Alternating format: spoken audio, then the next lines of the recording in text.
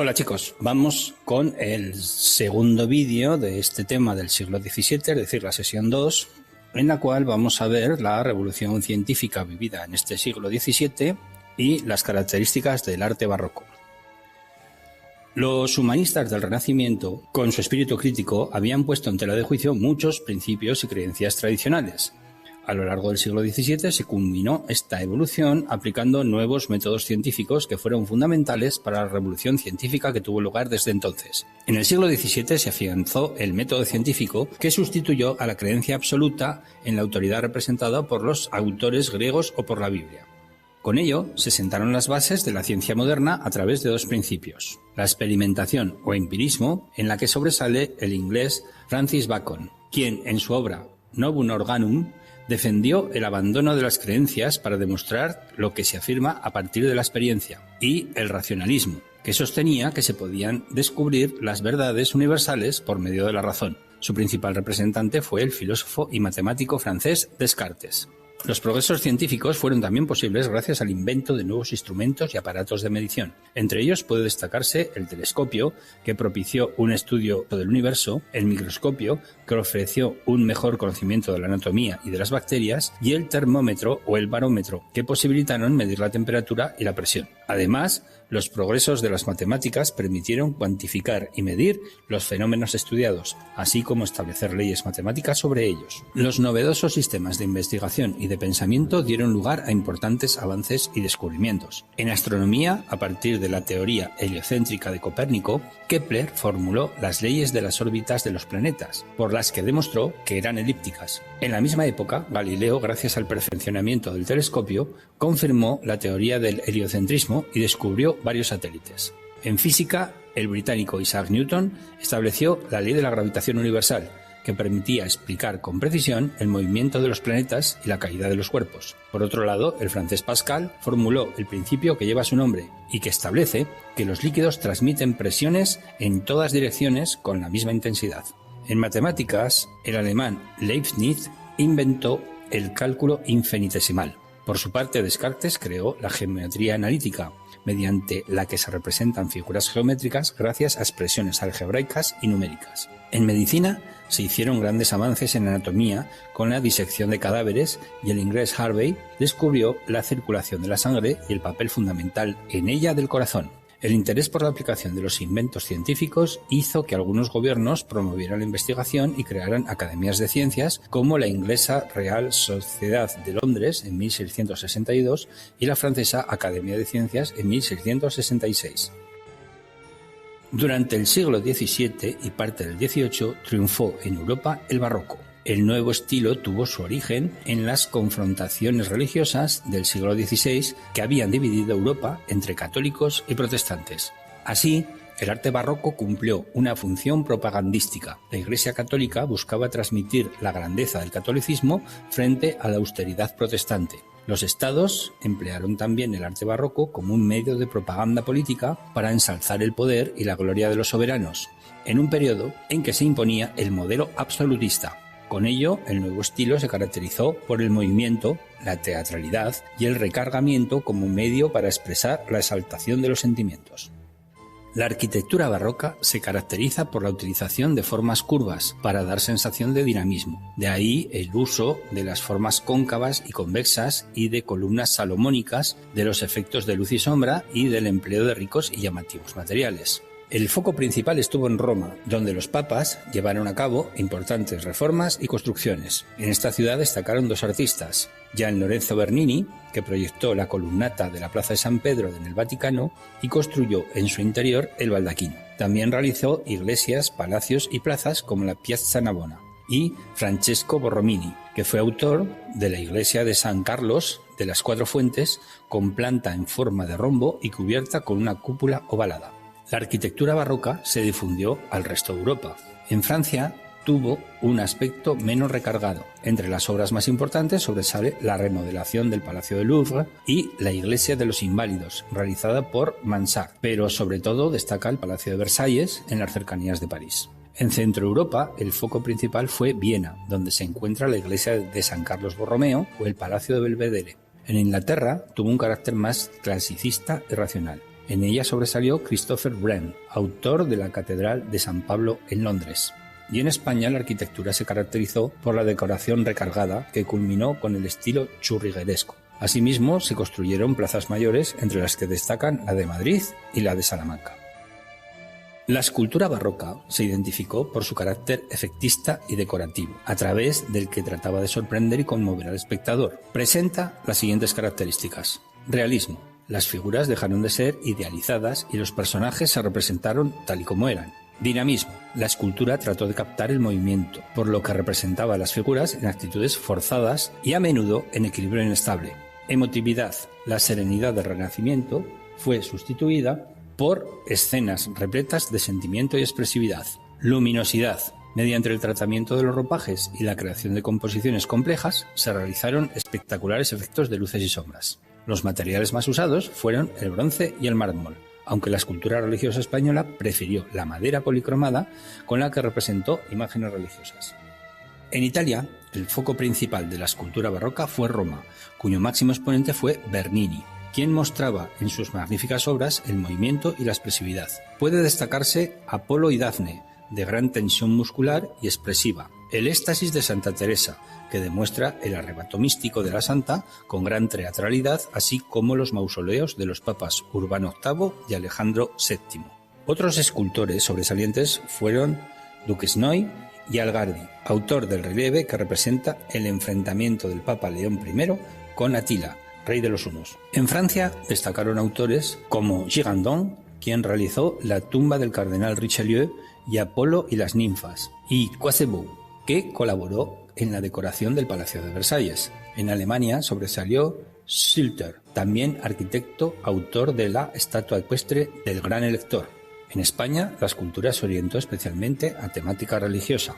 Por ello, las principales obras fueron retablos para adornar los altares e imágenes para las procesiones. Las obras se realizaban en madera policromada. Es una escultura de gran realismo destinada a conmover a los fieles. Entre sus artistas más importantes están Gregorio Fernández, Martínez Montañés o Alonso Cano. La pintura barroca presenta diversos rasgos, entre los cuales destacan los siguientes. Triunfo del realismo. Se mostraban los personajes como eran en realidad, sin idealizarlos. Búsqueda del movimiento. Se lograba mediante composiciones asimétricas y diagonales con figuras representadas en actitudes dinámicas. Dominio del color, utilizado para crear formas, lo que incluso permitió prescindir del dibujo. Interés por la luz. A menudo recurrían al claroscuro para acentuar el dramatismo y dar profundidad a la escena. Variedad temática. Además de cuadros religiosos, mitológicos o retratos, se extendió el gusto por las escenas de la vida cotidiana y por los paisajes o bodegones.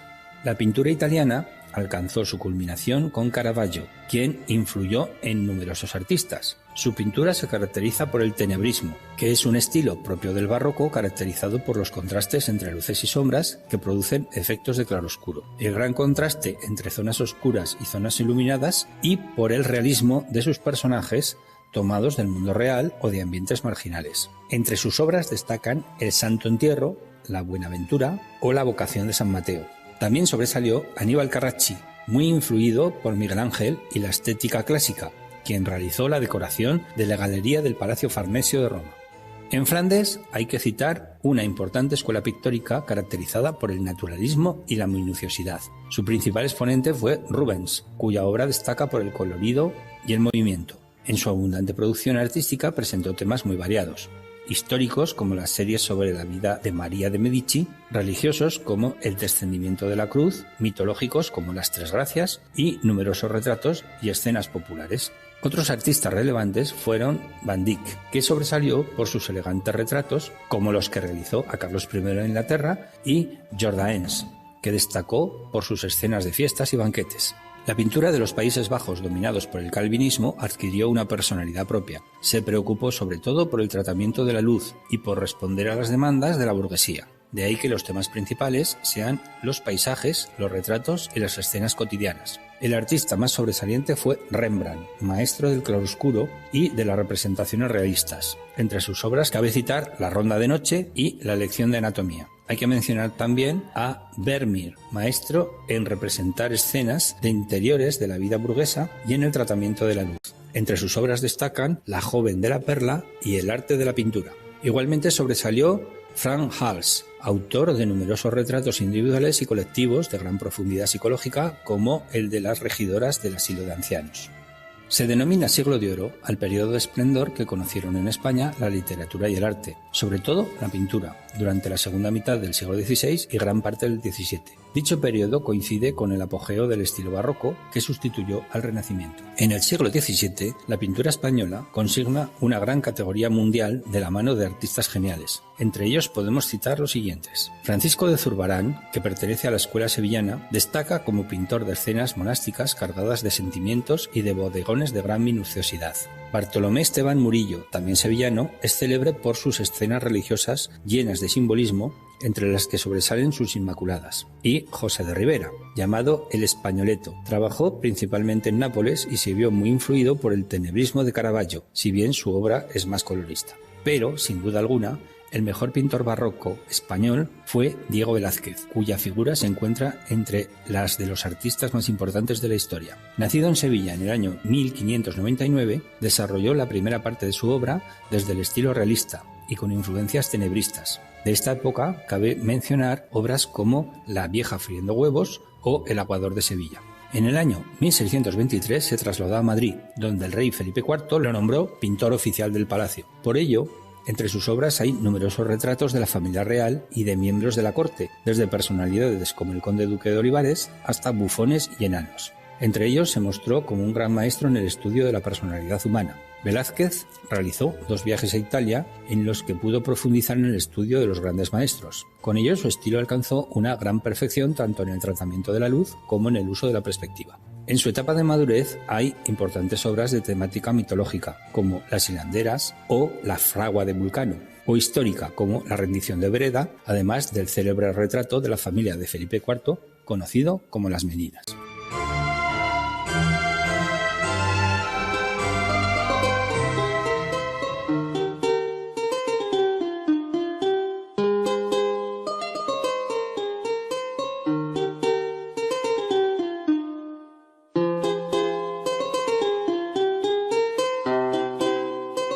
Al contemplar las imágenes más características del arte barroco en Europa, a lo largo y ancho de su geografía, escuelas y estilos, pocas veces se vinculan aquellas a una época de fuertes tensiones políticas, económicas y religiosas que dieron lugar a largas y encarnizadas guerras, luchas civiles y revoluciones, coincidiendo con una gran pobreza, temibles hambrunas y mortales epidemias. Es decir, una etapa de crisis generalizada que tuvo como contrapartida la gran revolución científica, el extraordinario momento de la literatura y el apasionante mundo del arte al compás de la música de Monteverdi, Händel o Scarlatti.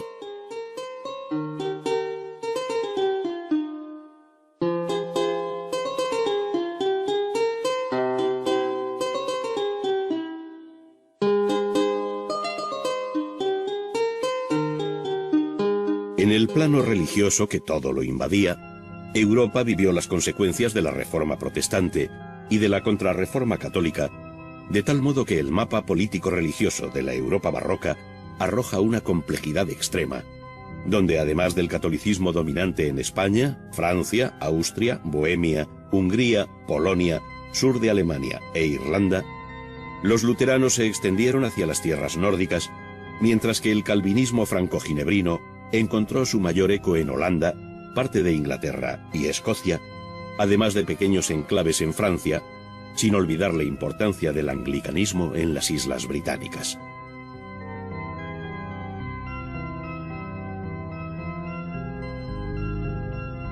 Europa fue entonces también testigo de una serie de cambios radicales en el panorama internacional y de unas guerras de alcance desconocido hasta entonces. Es el caso de la llamada de los 30 años, que afectó a un alto número de países, tantos que se habla de este conflicto bélico como de la Primera Guerra Mundial de la Edad Moderna. Ella supuso el final de la hegemonía de España en Europa y la desintegración del Imperio Romano-Germánico en beneficio de Francia y Suecia. La Paz de Westfalia vino a continuación a fijar un nuevo orden internacional, en el que desaparecieron las figuras del Papa y del Emperador como árbitros supranacionales, buscando en las relaciones internacionales un equilibrio de poder entre todos los estados, si bien Francia ejerció de hecho como primera potencia, dirigiendo la política del continente.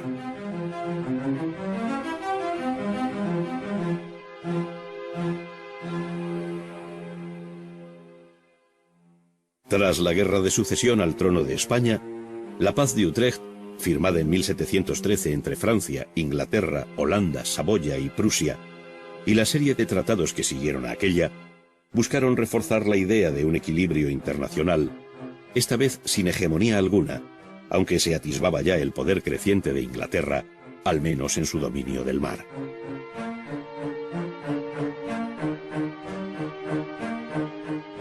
La Europa barroca fue también la Europa de las grandes capitales, que además de albergar la corte y acometer obras de porte monumental, contaron con un fuerte ejército y una compleja administración.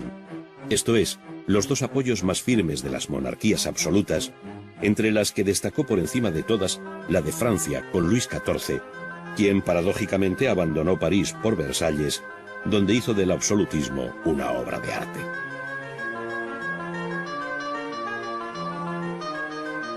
La redefinición del mapa político de Europa hizo más patentes si cabe las diferencias estilísticas entre sus distintos focos artísticos, donde además del papel jugado por Italia, desde Nápoles a Venecia, pasando por Roma, otras regiones como los Países Bajos, de los que en 1648 se independizaron las Provincias Unidas de Holanda, contó con importantes talleres artísticos en ciudades como Amberes, Haarlem, Delft o Ámsterdam.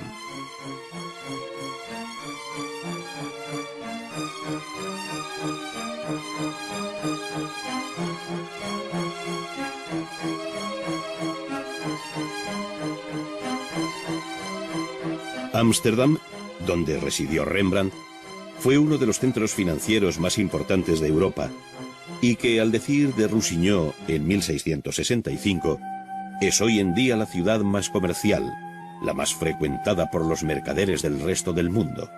Es hoy la tienda de Europa, o casi diría más bien del universo, a la que van a hacer negocios todo tipo de naciones.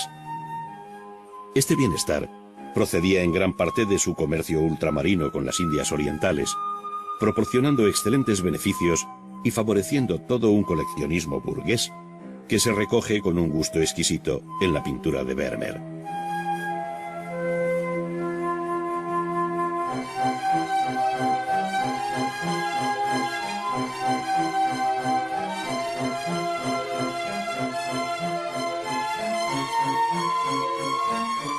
Muy distinto era el panorama español, con excelentes maestros en los antiguos talleres de Sevilla y Valencia, a los que en el siglo XVII se suma el de Madrid, nutrido de maestros llegados de Sevilla como Velázquez, Zurbarán o Alonso Cano.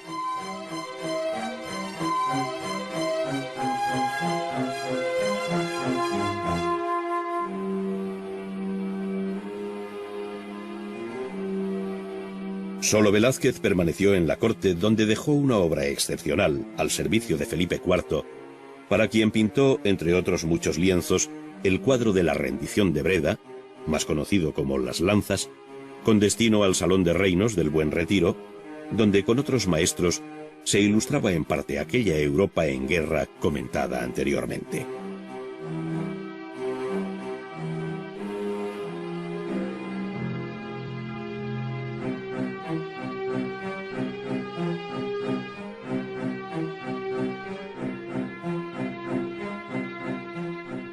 La obra artística y la vida de sus creadores suele verse como una historia con vida propia y alejada de cuanto sucede a su alrededor. Sin embargo, está profundamente encarnada en la sociedad en que vivió, resultando muy ilustrativo revisar de quiénes fueron contemporáneos algunos maestros del barroco. Así, Guido Reni lo fue de Kepler, Rubens de Tirso de Molina, Bernini de Velázquez, François Mansart y de la extraordinaria generación de la última década del siglo XVII. Todo en un interminable pero apasionante azar que hace de esta época un mundo fascinante.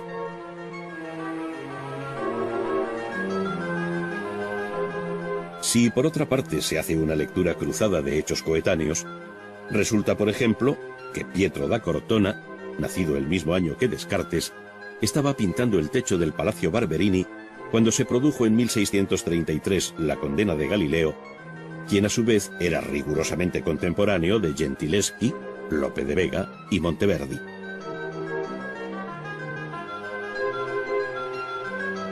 Cuando Milton publicó El Paraíso Perdido en 1671, Murillo pintaba en el Hospital de la Caridad de Sevilla.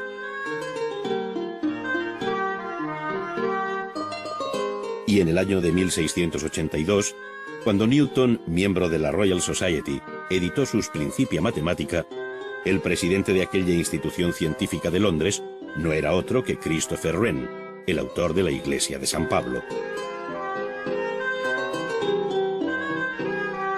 Era el mismo año en que moría Claudio Lorena, cuyas luces crepusculares iluminan la fascinación del arte barroco.